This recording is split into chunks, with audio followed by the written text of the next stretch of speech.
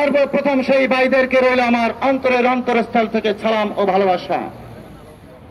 প্রিয় দেশবাসী, আপনারা জানেন বাংলাদেশের বিপক্ষে যদি কেউ কথা বলে হয়তো তাকে জেলে যেতে হয়, কিন্তু আপনারা হয়তো এটা জানেন না, ভারতের বিপক্ষে যদি কেউ কথা বলে তাকে গুম হতে হয়, তার লাশটিও খুঁজে পায় না তার আত্মীয় স্বজনরা।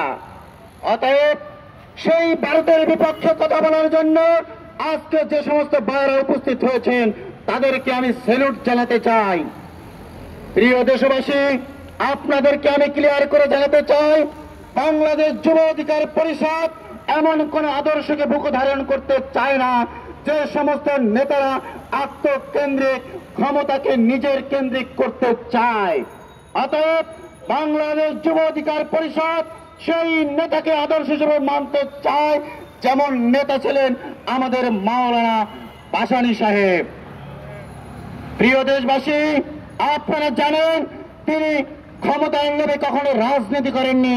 তিনি ক্ষমতাকে জলাঞ্জলি দিয়ে বাংলাদেশের জনতার পক্ষে কথা বলতে গিয়ে আজকে তার নাম নিশানা মেটাতে চায় এই স্বৈরাচারী বাকশালী সরকার।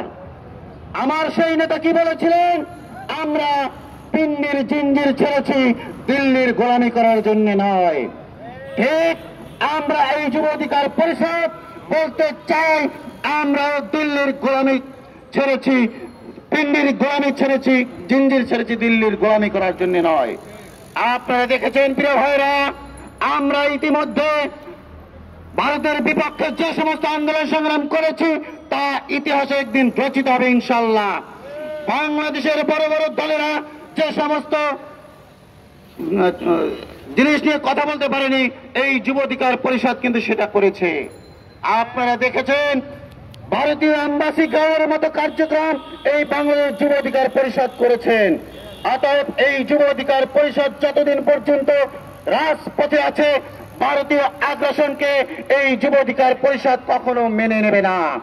যখনই আগ্রাসন করতে আসবে এই বাংলাদেশের যুব সমাজ সেটাকে রুখে দেবে এবং রাজপথে তাদের জীবনের শেষ রক্তবিন্দু থাকা পর্যন্ত লড়াই সংগ্রাম করে যাবে। প্রিয় বন্ধুরা, আপনারা দেখেছেন কিছুদিন আগে একটি পুলিশ ভাই মারা গিয়েছিলেন। আমরা যুব অধিকার পরিষদের পক্ষ থেকে সেই মৃত্যুকে কামনা করছি না, আমরাও তার মৃত্যুতে সমবেদনা জানাই, কিন্তু আমি নিন্দা প্রকাশ করছি সেই মৃত্যুর পরে সমগ্র বাংলাদেশে কারফিউ জারি হয়েছিল এবং শত শত লক্ষ লক্ষ মানুষকে ঘরছাড়া হতে হয়েছিল। কিন্তু ইদানিং আপনারা দেখেছেন বিএসএফ এর একজন ভাই হত্যা হয়েছে, বিজিবির একজন ভাই হত্যা হয়েছে, কিন্তু সেটা নিয়ে বাংলাদেশের প্রশাসনের কোনো কথা নেই। আমরা তাই বলতে চাই, এই প্রশাসন বাহিনী ভারতের নতজানু হয়ে আজ্ঞা পালন করছে শুধুমাত্র। তারা এই দেশের জনগণের পক্ষে কাজ করছে না, তারা শুধু এই সরকারকে কিভাবে ক্ষমতায় রাখা যায়, এই সরকারের মেয়াদকে কিভাবে দীর্ঘায়িত করা যায় সেই জন্য কাজ করছে। কারণ তারা জানে ভারতের বিপক্ষে যদি কোনো অ্যাকশন নেয় তাহলে এই সরকার টিকবে না। অতএব তারা ভারতকে সবসময় সমীহ করে চলে। ভারতের বিএসএফ বাহিনী যা কিছু করে সেটাকে তারা বৈধতা দিয়ে এই বাংলাদেশের বিজিবি ভাইদেরকে অপমানিত করছে। প্রিয় ভাইরা, আপনারা জানেন যেদিন বিডিআর থেকে বিজিবি নাম দেওয়া হয়েছে সেদিনে মৃত্যু হয়েছে সেই বিডিআর বাহিনীর। আজকে যারা বিজিবিতে রয়েছে তারা প্রায় অর্ধ মৃত্যুতে পরিণত হয়েছে। তাই আমি বলতে চাই, এই বিজিবি ভাইদেরকে আপনারা যদি আপনার সহযোগিতার জন্য সাহসী ভূমিকা পালন না করেন তাহলে আপনারা যে ওয়াদা করে এই বিজিবিতে দায়িত্ব পালন নিয়োগ করেছেন সেটা বরখেলাপ করছেন।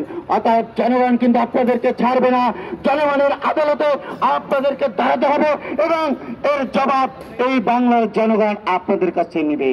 সেই সাথে আমি সরকারকে বলতে চাই, আপনারা যে পররাষ্ট্র নীতিতে বাংলাদেশ চালাচ্ছেন, শ্বশুর বাড়ির নীতি, এই নীতি দেশে চলবে না।